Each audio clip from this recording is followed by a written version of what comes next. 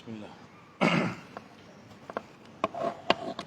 Assalamualaikum warahmatullahi wabarakatuh. A'udzu billahi minasyaitonir rajim. Bismillahirrahmanirrahim. Innal hamdalillah nasta'inuhu wa nastaghfiruhu wa nu'minu bihi wa natawakkalu 'alaihi. ونعوذ بالله من شرور أنفسنا ومن سيئات أعمالنا من يهده الله فلا مضل له ومن يضلله فلا هادي له أشهد أن لا إله إلا الله وحده لا شريك له وأشهد أن محمدا عبده ورسوله اللهم صل على سيدنا محمد وعلى آله وصحبه أجمعين وبارك وسلم أما بعد بسم الله الرحمن الرحيم والعصر إن الإنسان في خسر إلا الذين آمنوا وعملوا الصالحات وتواصوا بالحق وتواصوا بالصبر صدق الله العظيم وقال رسول الله صلى الله عليه وسلم من سلك طريقا يلتمس فيه علما سهل الله له به طريقا إلى الجنة أو كما قال صلى الله عليه وسلم. Alhamdulillah, syukur kita kepada Allah Subhanahu Wa Taala kerana masih lagi diberi kesempatan untuk kita bersama-sama pada malam ini, walaupun lambat sampai. Minta maaf, 2 aksiden di Elite Highway, Lepas Kemban tadi. Tapi 2 aksiden, kan satu selesai lah, depan dekat satu Putra Haid, satu depan lagi. Aksiden berhenti. Alhamdulillah sampai juga lah. Jadi insyaAllah malam ni kita tentang akidah Ahlussunnah wal Jamaah berpandukan kitab Kifayatul Awam, dan kita mulakan dengan bacaan kita Al-Fatihah. A'udzubillahi minasyaitonir rajim. Bismillahirrahmanirrahim. Ya Allah.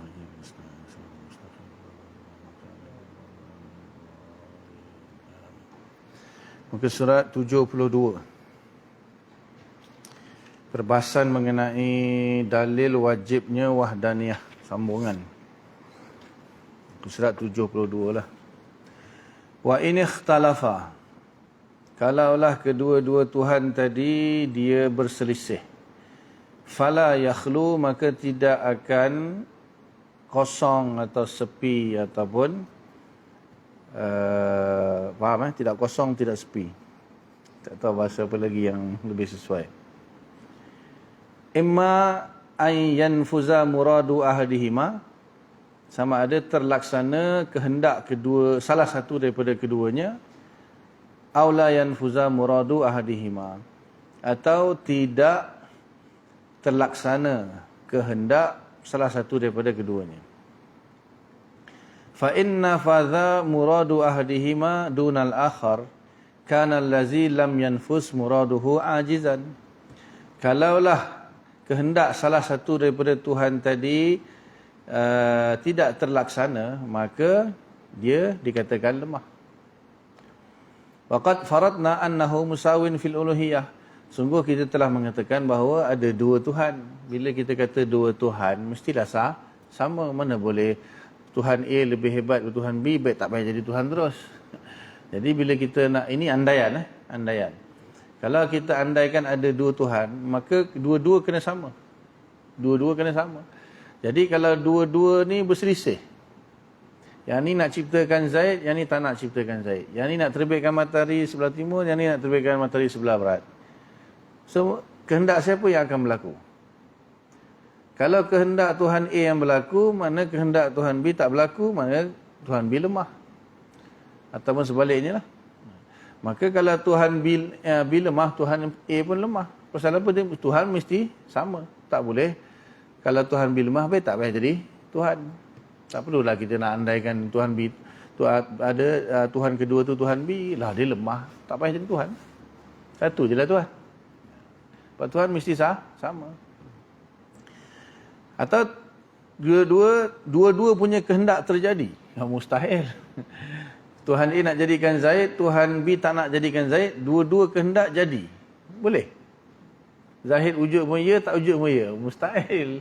Mesti salah satu. Mana boleh kedua-dua kehendak Tuhan tu terlaksana. Yang nak jadikan Zaid pun jadi, Zaid jadi, yang tak nak jadikan Zaid, Zaid tak jadi. Habis tu Zaid jadi ke tak jadi sekarang ni? Kan? Mustahil. Kalau kehendak salah satu yang terjadi, maka yang tak jadi kehendak dia itu lemah. Bila lemah, dia tak boleh jadi Tuhan. Ini andaian lah. Dalil akal. Dalil akal mengatakan Tuhan tak boleh dua. 3, 4, 5 lah dan seterusnya. Dua je kalau dah tak boleh, apa lagi 3, 4, 5 dan seterusnya. Ini dalil akal kenapa Tuhan mesti satu. Perdana Menteri Malaysia lepas ni 2. Seorang kata wajib ambil dos penggelak, seorang kata wajib ambil dos penggalak. Mana satu? Nak penggelak ke penggalak? Dia khilaf nanti. Jadi dia tak boleh. Tak ada pun negara yang 2 Perdana Menteri, 2 Agong, tak ada. Kan? Dia kena satu. Cukup, jelas. Tak pernah ada pun negara 2 Perdana Menteri, 2 Agong, 2 Presiden. Tak ada, satu. Tak boleh nanti kalau dia berselisih, kan, yang ni nak buat ini, yang dia buat macam ni. Tapi siapa yang punya keputusan yang akan dilaksanakan? Apa lagi tu? Tuhan pencipta alam ini. Tapi kalau Tuhan tu nak cipta atau tak nak cipta, seorang lagi bangkang, tak setuju, siapa punya kehendak yang akan terjadi? Dua-dua terjadi, mustahil. Salah satu terjadi pun mustahil sebab dah tentu dia bukan Tuhan kalau kehendak dia tak terjadi. Liman nafaza muraduhu, bagi yang terlaksana kehendaknya. Faiza sabatal ajzu la lihadza sabatal ajzu lil akhar. Kalau sabitlah lemah bagi Tuhan A, maka lemah juga Tuhan B, Tuhan lagi satu. Li'annahu mithluhu, kerana Tuhan mesti sama. Wa illam yanfus muraduhuma kana ajizain. Kalau dua-dua kehendak tak jadi, dua-dua lemah. Ini dia panggil burhanut tamanu. Burhanut tamanu. Maknanya dalil yang mana kalaulah Tuhan itu berselisih di dalam membuat satu perkara, kehendak yang berbeza, maka burhanut tamanu ni menjadi satu dalil yang memustahilkan kewujudan dua Tuhan. Dia bagi nama lah, dia bagi nama bagi nampak ilmiah sikit. Dia panggil burhanut tamanu, iaitu dalil yang kukuh yang mengatakan, yang menunjukkan tak mungkin Tuhan itu boleh jadi dua, kerana kalau dia berselisih, inilah jadinya. Seorang kata A, Tuhan A kata nak buat, Tuhan B kata tak nak buat. Tamanuk saling bertentangan lah, saling tak setuju antara satu sama lain. Mustahil. Kalau Tuhan itu sepakat, lepas ni dia panggil burhanut tawarud ataupun burhanut tawafuk. Okay, kalau Tuhan sepakat, macam mana? Boleh tak? Tuhan boleh dua-dua sepakat. Boleh je kan? Okay, nak tengok kat sepakat kat mana? Adakah boleh ataupun mustahil juga? Sudah. Yang sepakat dah sudah sebenarnya bulan lepas. Jadi sepakat itu mustahil dari sudut mana? Kalau sepakat, okey. Tuhan A nak jadikan Zaid, Tuhan B pun nak jadikan Zaid, sepakat. Habis sekarang ni Zaid jadi dengan kudrah Tuhan mana? Zaid jadi, kalau kita kata separuh-separuh, maka separuh, contohlah jasad Zaid Tuhan A buat, roh Zaid Tuhan B buat. So kita tanya, Tuhan A boleh buat semua sekali ke tak? Boleh ke tak boleh? Tapi kalau dia boleh buat sendiri, kenapa dia kena berkongsi dengan Tuhan B? Lemah juga. Betul? Mana yang lagi hebat? Atau kita kata Tuhan A cipta langit, Tuhan B cipta bumi. Dia tanya balik, Tuhan A cipta langit, okey, dia boleh tak cipta bumi? Kalau boleh, kenapa dia tak cipta? Kenapa bagi Tuhan B? Dia akan ada kelemahan juga. Akan menampakkan kelemahan. Mana yang lebih hebat? Satu Tuhan cipta semua ke? Dua Tuhan bahagi dua? Dua Tuhan, okay, kau buatlah langit ke atas, 7 petang langit kau yang buat, kau settlekan. Bumi biar aku settlekan. Itu kita akan tanya, boleh tak yang buat langit tu buat bumi? Mampu ke tak? Kalau mampu, kenapa tak buat? Jadi kudrah ni, Tuhan punya kudrah dia mesti bertakluk dengan semua benda. Kalau ada benda makhluk mungkin yang tak bertakluk dengan Tuhan tu punya kudrah, maka bukan Tuhan nama dia. Bukan Tuhan. Tuhan, innallaha ala kulli syai'in qadir kan. Tuhan mesti berkuasa atas segala sesuatu. Ini mana Tuhan berkuasa atas separuh sesuatu. Kenapa? Kerana separuh lagi Tuhan lain yang berkuasa ke atasnya. Boleh? Ke yang lebih hebat atau Tuhan yang satu berkuasa atas segala-galanya? Mana yang lebih hebat? Betul? Kita sebagai manusia pun, kalau satu orang tu boleh buat semua kerja pun kita respect kan? Dia seorang je semua benda buat. Hebat lah. Tapi dah dia partner dua orang. Biasalah tu. Partner dua orang tu berbanding, mana lagi hebat? Partner dua orang lagi hebat ke seorang boleh buat semua? Seorang buat semua. Tapi kenapa Tuhan tu nak bahagi dua? Bahagian ni kau yang kuasai, bahagian ni aku kuasai. Mana boleh? Tak boleh. Maka sepakat pun lemah, tak sepakat pun lemah. Mustahil. Mustahil Tuhan lemah.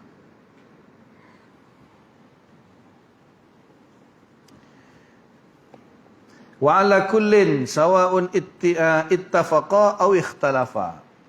Maka secara keseluruhannya sama ada Tuhan itu sepakat ataupun Tuhan itu berselisih, yastahilu wujudu syai'in minal alam. Mustahil wujudnya sesuatu daripada alam ini. Tak kira dia sepakat ke atau dia khilaf, takkan wujud alam. Takkan wujud.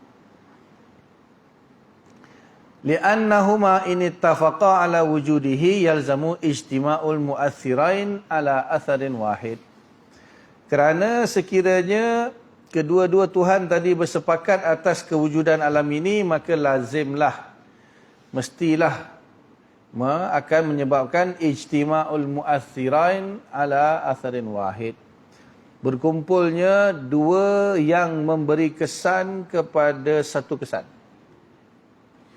Dua yang memberi kesan kepada satu kesan. Mustahil. Kudrah ni, dia kudrah memberi kesan untuk mengijadkan atau mengedamkan. Kudrah tu kan at-ta'thiru bil ijadi wal i'dam. Itu definisi kudrah. Kuasa.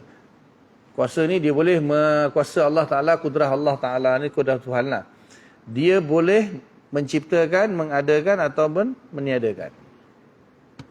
Jadi mana boleh dua kudrah yang berlainan mengadakan satu benda? Tak boleh. Kalau kita kata separuh-separuh tadi, ya lemah. Separuh-separuh lah, lemah. Separuh-separuh, lemah. Faham Tapi kalau satu tak, dia tak ada separuh. Semua tu, tapi daripada dua sumber kuasa, mustahil. Dua sumber kuasa jadikan semuanya sekali, mustahil. Dia satu kuasa, satu hasil. Dia tak boleh dua kuasa, satu hasil. Tak boleh. Mustahil. Mustahil.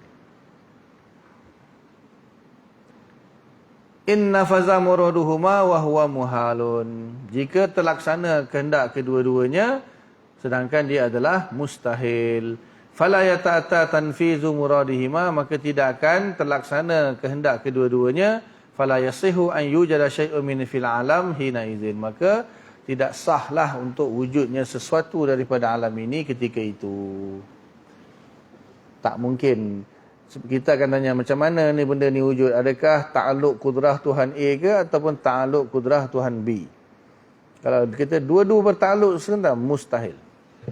Mustahil. Separuh-separuh, lemah. Lemah pun mustahil. Wa in ikhtalafa wa nafaza muradu ahadihima kana al-akharu ajizan. Kalaulah Tuhan dia berselisih dan terlaksana kehendak salah satu daripada dua Tuhan tadi, maka yang tak terlaksana itu lemah.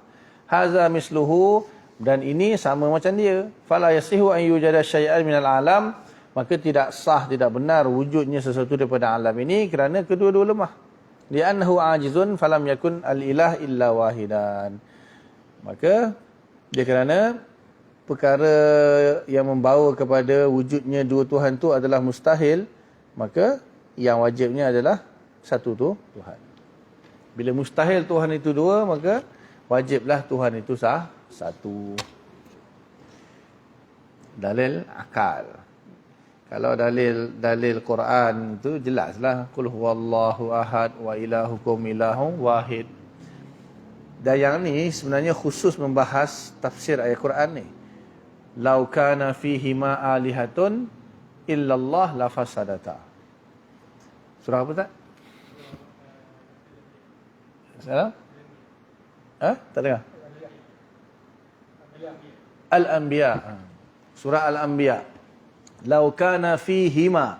Kalaulah adanya fihima. Hima tu langit dan bumi. Kedua-duanya. Pada kedua-duanya maksudnya pada langit dan bumi. Alihatun illallah. Tuhan selain Allah. La fasadata. Pasti akan binasa. Langit dan bumi. Ni Al-Quran ni. Kalau kita baca, orang yang tak mengaji, payah nak bagi. Kalau ada dua Tuhan di langit dan di bumi, maksudnya ada Tuhan selain Allah lah. Maksudnya ada Allah dan ada Tuhan lain. Di langit dan di bumi, la fasadata Allah itu. Pasti akan binasa langit dan bumi. Siapa boleh fikir? Ini yang kita sebut tadi. Maknanya ada dua Tuhan, binasa alam. Maknanya sama ada Tuhan itu sepakat atau Tuhan itu tak sepakat. Alam binasa tu maksudnya apa? Alam tak ada. Tak wujud alam ni. Itu ulama kata, apa maksud alam ini binasa? Maksudnya alam ni takkan ada. Dia kalau binasa, contoh ada lepas tu hancur. Itu satu makna kan. Tak boleh pasal apa? Tuhan satu pun alam binasa juga, betul? Satu hari nanti kan Allah akan binasakan alam ini. Jadi maksud lafaz sadata tu alam ni akan binasa, bukanlah binasa tak perlu dua Tuhan, satu Tuhan pun alam boleh binasa. Nanti kan Allah sendiri akan binasakan alam ni kiamat nanti, betul? Maksudnya lafaz sadata tu alam ni takkan wujud. Alam ni takkan wujud. Kalau ada dua Tuhan takkan wujud alam ini. Sedangkan depan mata kita dan diri kita sendiri pun adalah alam ini. Wujud. So itu menunjukkan Tuhan satu. Faham Boleh? Sebab akidah ni dia dalil akal. Dia bukan, tak boleh kita kata akidah ni dalil syarak. Syarak hanya bagi tahu je. Itu kena faham. Maksudnya, akidah ni benda realiti. Benda yang realiti. Syarak bagi tahu je realiti tu. Syarak bagi tahu. Akal kita fikir, betul ke tak benda tu? Dia tak sama macam semayang. Semayang ni wad'ul wadi' dia panggil. Wad'ul wadi'. Hukum ala wad'ul wadi'. Orang yang buat hukum. Allah yang buat hukum. Allah kata solat wajib. Allah kata puasa wajib. Bunuh haram. Zina haram. Itu hukum yang dibuat. Hukum yang dibuat. Jadi Allah wujud tu hukum yang dibuat ke? Allah satu tu hukum yang dibuat oleh Allah ke? Allah yang buat hukum, Allah tu satu. Kalau Allah tak buat hukum Allah satu, Allah tak satu ke? Kalau Allah tak kata Allah ni wujud, Allah tak wujud. Kalau Quran tak bagi tahu Allah ni satu, maknanya Allah tak satu, Allah banyak.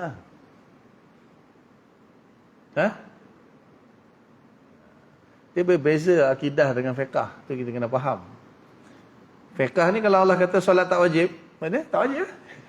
Sebab solat ni bukan benda yang wujud. Kita disuruh melaksanakan solat. Solat bukan benda yang ada. Kita kena buat solat tu. Kalau kita tak buat, tak ada solat tu. Dan kalau Allah tak suruh solat tu, tak ada dah solat. Tapi takkan kewujudan Allah itu kena Allah Ta'ala bagi tahu dulu baru dia wujud. Kalau Allah tak bagi tahu dia wujud, berarti dia tak wujud. Macam tu ke? Mustahil. Sebab tu akidah lain. Akidah tak sama dengan fiqah. Itu tuan-tuan kena. Orang yang kata, tak boleh akidah mesti kena Quran yang tetapkan. Habis itu kalau Quran tak tetapkan Allah wujud, mana Allah tak wujud lah. Kita kata, kalau Quran tak kata Allah itu apa, Tuhan itu tak wujud, pun kita kata Tuhan wujud. Sebab Tuhan wujud tu realiti. Tuhan wujud itu realiti. Tuhan satu itu realiti. Quran tak bagi tahu pun kita boleh tahu Tuhan tu satu. Sebab Quran ni hanya bagi tahu tentang realiti. Dan akal kita Allah bagi ada kemampuan untuk menyingkap realiti. Maknanya kalau Quran tak bagi tahu pun kita akan, kalau orang tu gunakan akal dia boleh singkap realiti. Itu kemampuan akal untuk menyingkap realiti. 1+1, 2.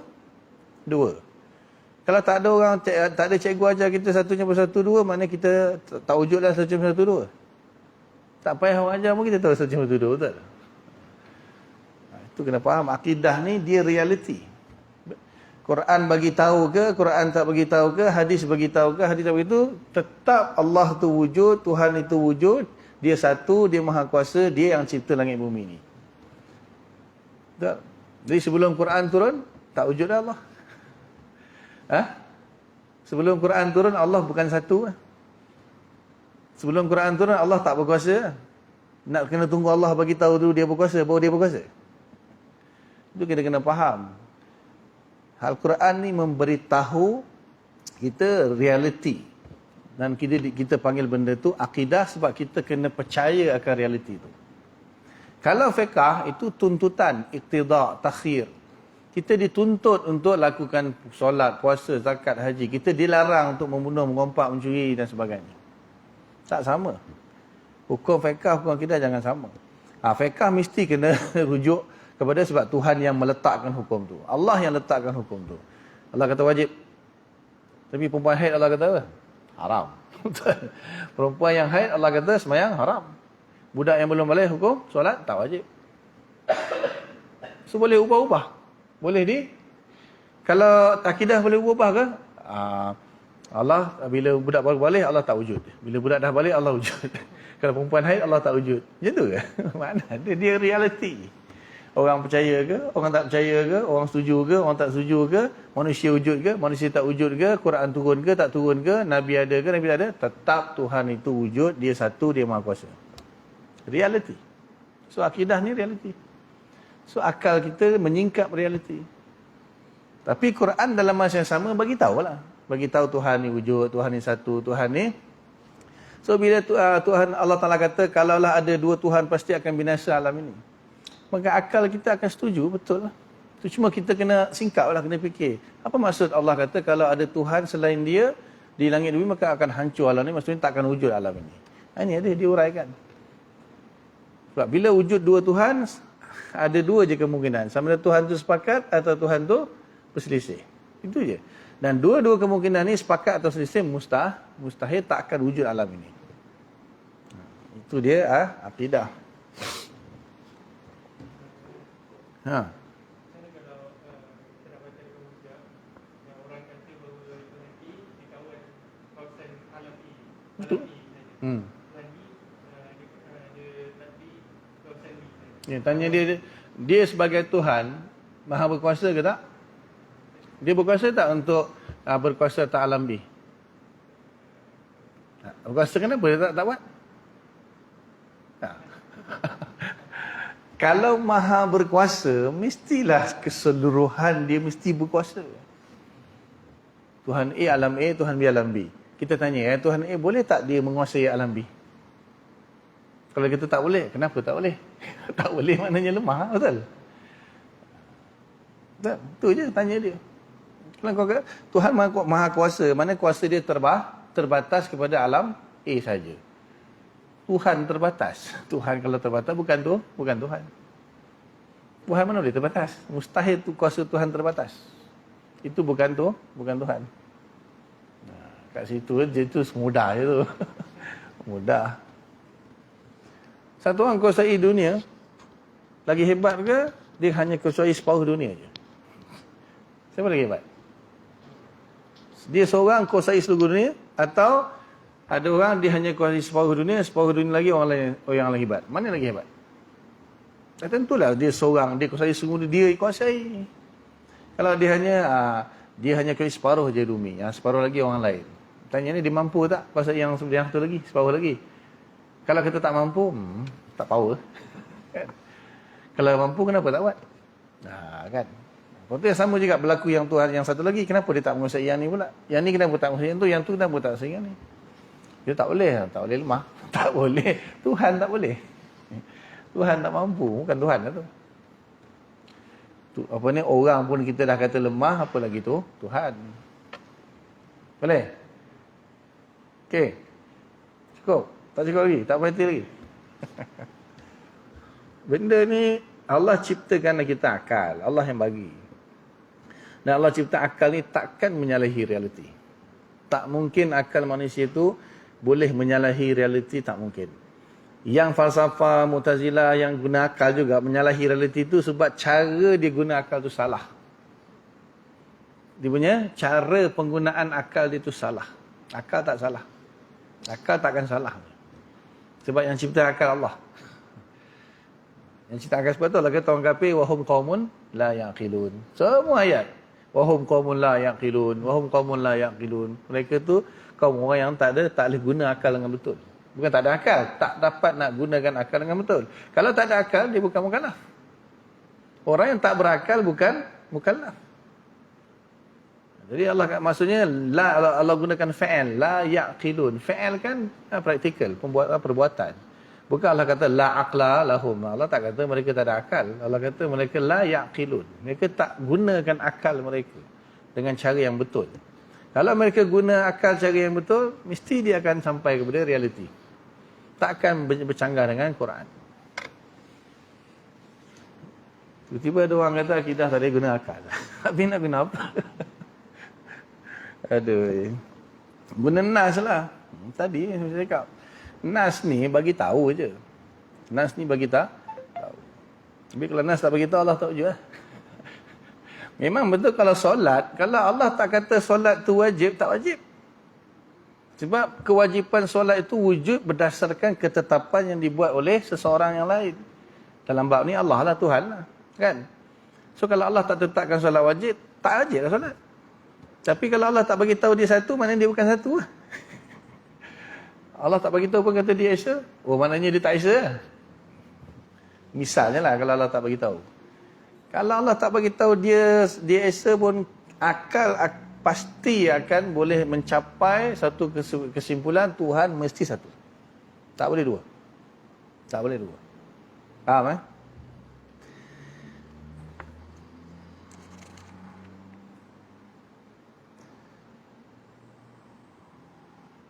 Mana tadi? Wa in ikhtalafa wa lam yanfus muraduhuma kana ajizain. Dia ni suka ulang-ulang. Kitab ni saya pun pelik, tak tahu kenapa. Dia suka ulang-ulang. Tadi dia cakap dah ni ulang lagi. Kalau Tuhan itu berselisih dan tidak terlaksana kehendak kedua-duanya, maka kana ajizain, kedua-dua Tuhan itu lemah. Falam yaqdira ala wujudi syai'in minal alam. Maka kedua-duanya tak mampu untuk mewujudkan sesuatu daripada alam ini. Wal alam mawjudun. Sedangkan alam ni sekarang wujud. Bil musyahadah, dengan penyaksian mata kepala kita sendiri. Fasabata annal ilaha wahid wa huwal matlub. Maka sabitlah Tuhan tu hanyalah satu, itulah yang dicari.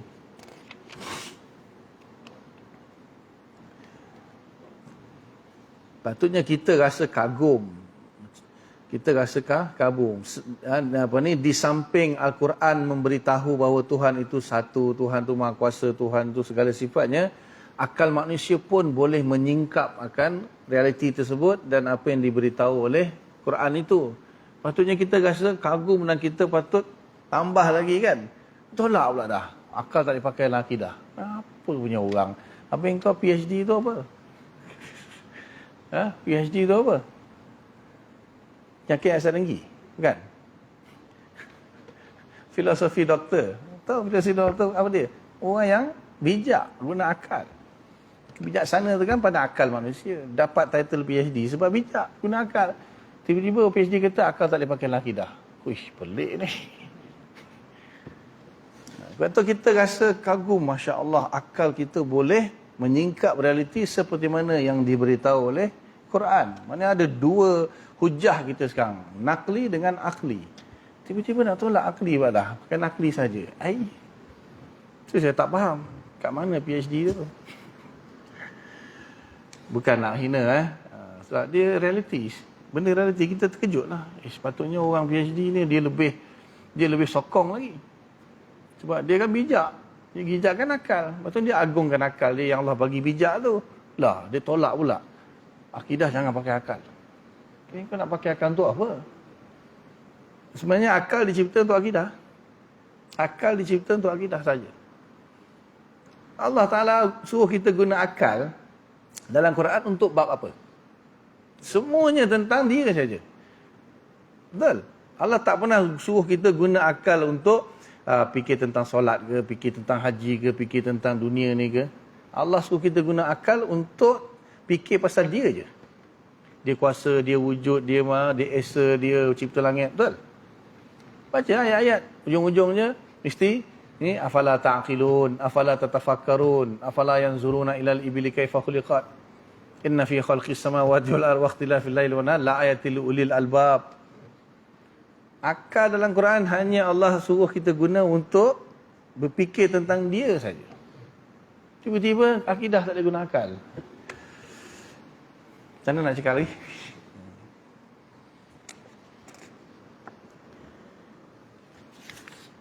Okay. Fawujudul alam dalilun ala wahdaniyatihi ta'ala wa ala annahu la syarika lahu fi fi'li minal af'al.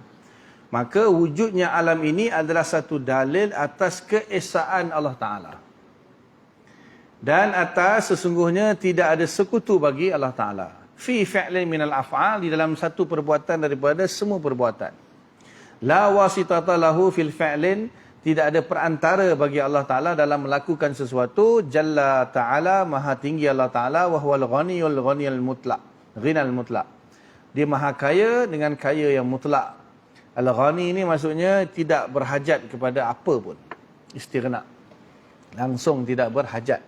Kaya lah kalau kita kan. Kaya, maha kaya, banyak harta tu ya. Tapi makna kaya itu langsung tidak berhajat kepada apa pun. Jadi Allah sahaja yang ciptakan segala-galanya. Tanpa bantuan, tanpa apa lagi, tanpa apa sajalah. Cukup dengan satu kudrah dia saja, segala-galanya dia buat.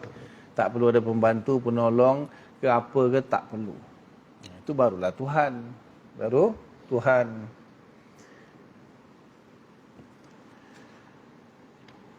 Jadi sabitlah wahdaniyah fil af'al. Kan pembahasan ni wahdaniyah fil af'al. Zahir kita nampak lah. Zahir makan kenyang.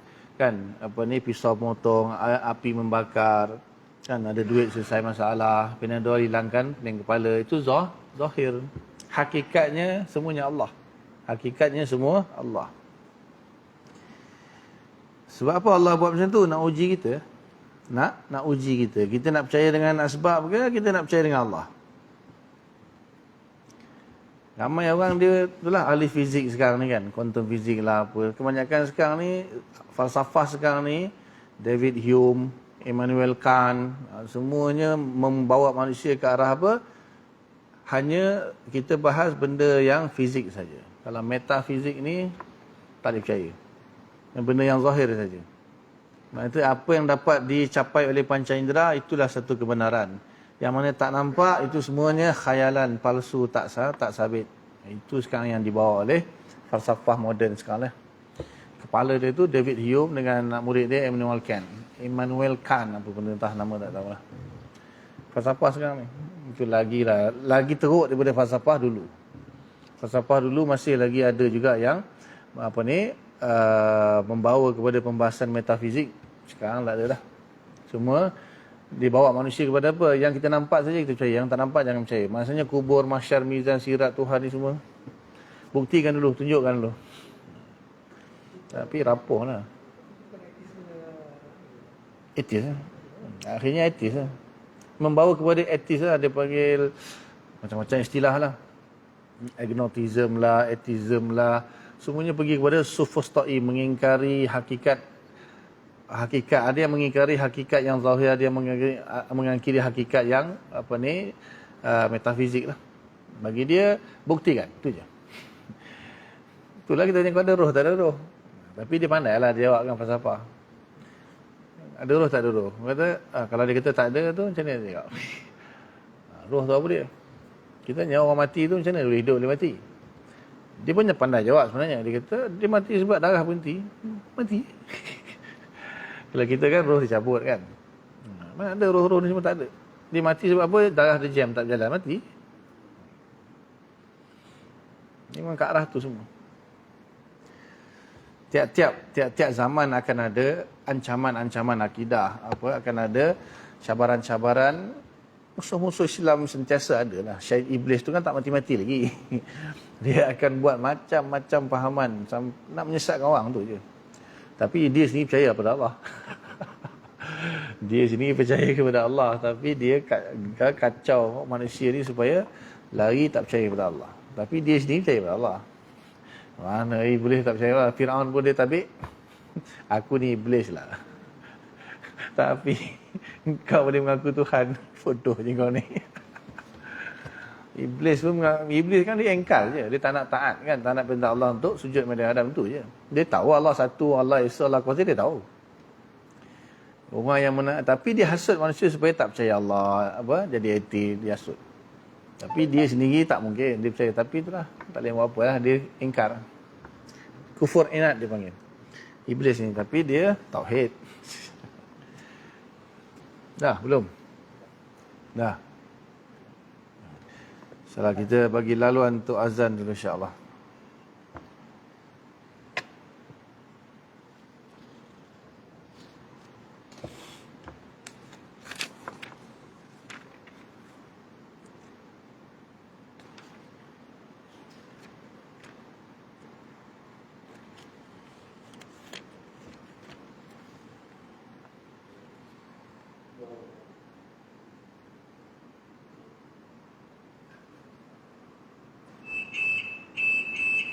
Allah.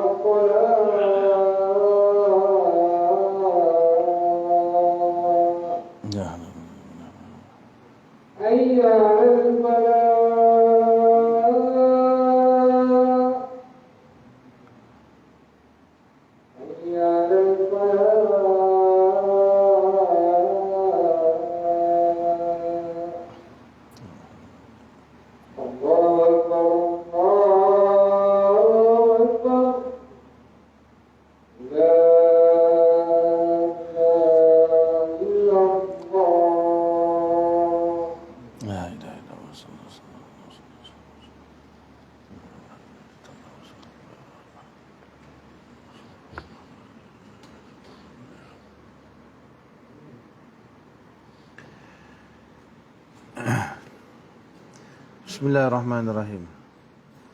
Wa min hadha dalil yu'lamu annahu la ta'thira li syai'in minan nar was-sikin wal akli fil ihraq wal qat'i wasyab'i. Dan daripada dalil ini diketahui bahawa sesungguhnya tidak ada memberi kesan bagi sesuatu pun daripada api, pisau dan makan pada membakar, memotong dan mengenyangkan. Disebut dulu api, lepas tu disebut pisau, lepas tu disebut makan, kemudian pada membakar, memotong dan menghilangkan kelaparan. Ini dipanggil dalam ilmu balaghah an-nashru, al-lafu wan-nashru. Disebut dulu sebab, lepas tu baru disebut musabab. Maksudnya nar disebut api, membakar. Pisau, memotong. Setengah tu kalau dibuat yang setengah direct, dia akan kata tidak ada memberi kesan api dalam membakar, tidak memberi kesan pisau dalam memotong. Itu yang standard lah. Ini disebut dulu api, pisau, makan. Tak, ini ibarat je lah. Tak ada kaitan dengan akidah. Maksudnya nak beritahu bahawa bila kita sudah beriman bahawa sesungguhnya Allah Ta'ala lah yang esa di dalam af'al. Maksudnya wahdaniyah fil af'al itu memberi natijah bahawa kita tidak boleh meyakini bahawa api yang membakar, pisau yang memotong, makan yang menghilangkan lapar dan sebagainya lah. Keyakinan Bukan jangan jadi lagi, api tak membakar. Aku lapar, jom makan. Kau ni syirik lah. Aku dah kenyang dah, aku baru lepas makan tadi. Kau ni syirik lah, makan mengenyangkan. Mana ada makan mengenyangkan? Aku tak belajar akidah ke? Itu dia panggil apa? Tak kena tempat. Cakap tak kena tempat. Kita disuruh meyakini je. Akidah di sini lah, keyakinan. Makan tak mengenyangkan, pisau tak memotong api, tak membakar. Tapi dalam kehidupan seharian makan. Kalau kerja lapar makan. Kalau nak masak guna api, nak bakar sesuatu guna api, nak potong guna pisau. Yang dituntut tu jangan diyakini. Yang dia yakin ialah Allah yang memotong ketika pisau itu menyentuh benda yang nak dipotong. Allah yang membakar ketika api menyentuh benda yang nak dibakar. Allah yang bagi kenyang ketika makanan masuk dalam perut. Kadang-kadang ada juga makan tak kenyang-kenyang. Ya.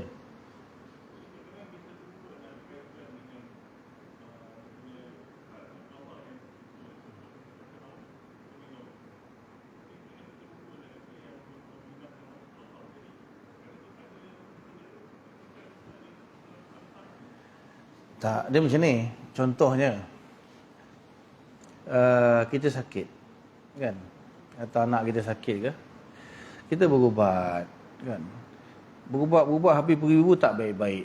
So kita pun, apa ni, aku dah habis ribu-ribu, kita merungut. Itu yang tak boleh sebenarnya.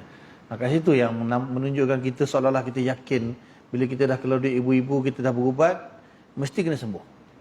Kat situ dia punya natijah dia. Jadi bila kita dah sakit berubat, keluarlah ribu-ribu tu pun tak baik. Kita pun tahu memang Allah tak nak sembuhkan. Sebab ubat tak menyembuhkan pun ni usaha. Tapi usaha kita tu habis beribu-ribu tu dah dapat pahala dah. Sebab kita sedang menjalani syariat. Syariat suruh kita berubat. Syariat suruh kita berubat, tapi syariat kata jangan yakin dengan ubat. Dia dua benda yang berbeza tapi sama. Berbeza dari sudut lain, sama dari sudut lain. Sama dari segi dua-dua syariat. Meyakini bahawa ubat tidak memberi kesan, tapi disuruh berubat. Dua-dua syariat. Berbeza maksudnya, memang ubat tu tak memberi kesan. Yang memberi kesan hanya Allah. Beza. Dia kat situ lah dia punya, selalunya akan pergi ke situ. Tanpa kita sedari, kita tak perlu setiap. Tapi kalau orang wali ke lain, kan? Sebab tu sebenarnya, kalau kita tengok, setiap amalan kita itu mesti ada doa. Nabi ajar kan? Bangun tidur. Apa baca? Bermulalah daripada kita bangun tidur. Alhamdulillahillazi ahyana ba'dama amatana wa ilaihin nusyur. Segala puji bagi Allah yang telah menghidupkan kita setelah mati kecil lah. Tidur tu mati kecil. Betul kita tidur, kita buat apa? Setandas. Setandas buat apa? Allahumma inni a'udzubika minal khubsi wal khaba'is. Kita minta perlindungan daripada Allah daripada syaitan jantan, syaitan berjin. Keluar tandas. Ghufranaka alhamdulillahillazi azhaba 'anil adza wa 'afani. Segala puji bagi Allah yang telah menghilangkan segala kekotoran kita daripada perut kita dan memaafkan kita. Nak makan, Allahumma barik lana fi ma razaqtana wa qina azabannar. Alhamdulillahi at'amana wa saqana wa ja'alna minal muslimin. Apa lagi? Subhanallah kenderaan. Subhanallazi sakharana haza wa ma kunna lahu muqrinin. Yang menggerakkan kereta tu bukan enjin, bukan minyak, Allah juga. Sakhara lana. Sebenarnya doa dah ada, dah akidah. Dalam doa, setiap doa yang dia ajar semua ada unsur akidah kat situ. Kita je tak tahu. Sepatutnya lah. Sepatutnya. Tapi biasalah, itu bergantung kepada kekuatan keimanan seseorang. Tak semua tahap macam tu. Orang yang tahap macam tu, Nabi-Nabi, wali-wali lah. Kalau kita wali-wali dayah, standard lah. Kan, terlupa sekejap kan. Tapi jangan sampai bila kita sampai satu tahap tu, kita akan tersentak juga. Kita dah, kerana kita terlalu asyik dengan asbab. Kadang-kadang sampai satu tahap Allah Ta'ala sayang kita, dia akan menyentakkan kita jugalah. Macam tadi lah, sakit kan, tak baik-baik juga. Akhirnya Kita kena tunduk juga Allah yang bagi sembuh, bukan ubat. Walaupun aku dah habis ribu-ribu, tak apalah. Ini dah habis ribu nak marah orang tu, marah orang ni, mengamuk afsar aku dah ribu apa kena. Itu tak boleh lah. Sebab memang benda tu tak ada kuasa pun. Dan bila sesuatu berlaku, salahkan orang lain selalunya tu. Itu yang jadi punya, yang kita kena apply bila benda tu tak jadi, kita salahkan orang lain. Suka ni kau punya pasal ni. Padahal benda tu Allah yang berkehendak macam tu.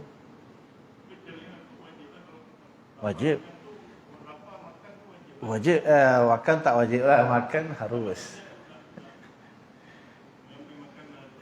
Kulu washrabu wala tusrifu. Makanlah dan minumlah, tapi jangan berlebih-lebihan. Tapi kalau ada satu situasi makan wajib bila kita tak makan mati. Bila kita tak makan mati, maka dosa.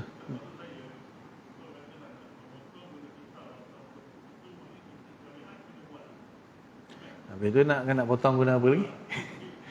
Ya Allah, tolonglah potongkan ya Allah. Pisau tak tepi ya Allah, potongkanlah ya Allah, potongkanlah. Gila pun tak potong. Letak makanan depan, tak, ya Allah kenyangkan ya Allah, kau maha yang kenyangkanlah. Tu tengok je kan, tak suap-suap. Memang takkan kenyang lagi. Tapi tak mustahil lah. Boleh je Allah bagi kenyang. Tapi itu maknanya kita seolah-olah macam nak menguji Allah pula, kan? Kalau betul Allah mengenyangkan, okey, letak makanan depan tu, ya Allah kenyangkan. Kalau kau maha kuasa, kenyangkan aku. Tapi tak makan-makan. Mati kelaparan. Allah jangan kita cabar. Tapi kita sampai satu tahap, kita akan, itulah Allah Ta'ala dah berkehendak, macam mana? Dekat situ je. Tapi kalau wali Nabi, biasa dia akan setiap perbuatan dia, ya Allah, aku tak mampu. Ya Allah, aku tak mampu. Sebenarnya Allah dululah, nak makan pun Allah, nak berubat pun Allah. Ya Allah, kau yang menyembuhkan, bukan ubat, tapi ini syariat kau aku buatlah. Itu wali lah. Boleh je kadang-kadang kita pun macam tu. Jadi sekali jadi wali boleh juga kan. Sepatutnya semua benda kita buat, tiga ni tak lari. Akidah, fiqh, tasawuf. Iman, Islam, ihsan. Tiga ni tak lari pada semua perbuatan kita di dunia ni. Daripada kita balik sampai kita mati. Tiga ni takkan lari. Cuma kita sedar tak sedar tu je. Semayang pun kena ada akidah dia, kena ada fiqh dia, kena ada tasawuf dia. Semua benda kita buat kena ada akidah dia, kena ada fiqh dia, kena ada tasawuf dia. Tapi kadang-kadang kita fiqh je kan. Bersemayang fiqh je. Akidah ke laut. Tasawuf ke laut. Kalau orang yang sempurna, dia boleh gabungkan tiga-tiga ni dalam setiap perbuatan dia. Apa benda pun dia buat. Tiga ni mesti dia ada akidah, sudut akidahnya, sudut fiqhnya dan sudut tasawuf dia. Semua kita punya amalan dalam kehidupan. Hatta tidur pun kita ada akidah, fiqh dan tasawuf. Makan pun kita ada akidah, fiqh, tasawuf. Semayang ke, bersama isteri ke, kahwin ke, jual beli ke, berniaga ke, kerja ke, apa saja kita buat, akan ada akidah dia, fiqh dia, tasawuf dia. Tiga. Betul ya? InsyaAllah kita sambung pada akan datang. InsyaAllah setakat dulu apa yang baik daripada Allah Ta'ala. Apa yang tak baik kelemahan saya, minta ampun kepada Allah, minta maaf kepada semua. Dalam kita faham dan sampaikan. Tangguh dengan kabar majlis. Subhanallah bihamdika. Nasyhadu an la ilaha illa anta nastaghfiruka wa natubu ilaik. Subhana rabbika rabbil izzati amma yasifun. Wassalamu alal mursalin walhamdulillahi rabbil alamin. Assalamualaikum warahmatullahi wabarakatuh.